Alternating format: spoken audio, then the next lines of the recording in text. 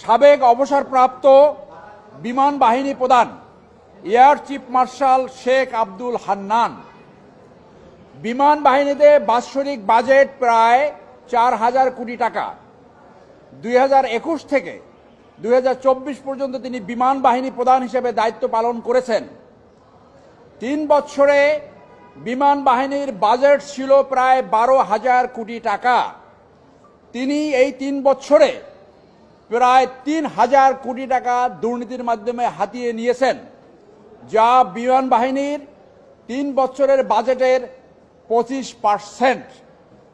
তিনি ১৮টি স্থাপনা যেটা ব্যবহার উপযোগী ছিল সেইগুলো ভেঙে শুধু দুর্নীতির প্রায়শে তিনি সেইটি নতুন বিল্ডিং করার ব্যবস্থা করেছেন।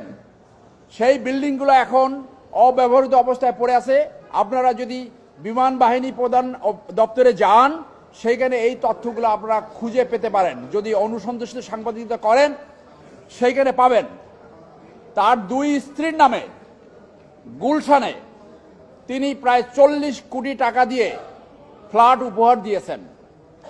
তার দ্বিতীয় স্ত্রী একজন বিমানবালা, এই তার মাধ্যমে এবং জনৈক গ্রুপ ক্যাপ্টেন আবু জাফর চৌধুরী অবসরপ্রাপ্ত, তার মাধ্যমে তিনি দুবাই, কানাডা এবং যুক্তরাষ্ট্রে মানি লন্ডারিং করেছে বলে অভিযোগ এসছে। আপনারা জানেন সোশ্যাল মিডিয়ায় তার অধ্যয়নরত ছেলের অ্যাকাউন্টে ৬০ কোটি টাকা পাওয়া গেছে বলে আমরা সোশ্যাল মিডিয়ায় দেখেছি। বিমান বাহিনী প্রধানের পদ অত্যন্ত গুরুত্বপূর্ণ।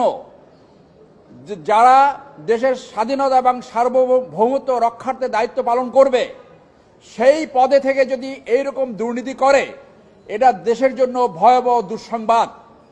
আর যাতে কেউ দুর্নীতি না করতে পারে এই ধরনের গুরুত্ব পদে থেকে, সেই জন্য আমরা আজকে দুর্নীতি দমন কমিশনের চেয়ারম্যান বরাবর তার দুর্নীতি অনুসন্ধানের জন্য একটি আবেদন করেছি, যার কপি দিয়েছি মাননীয় প্রধান উপদেষ্টা, আইন উপদেষ্টা, বিমান বাহিনী প্রধান, ডিজিএফআই এবং ডিজি এনএসআইকে।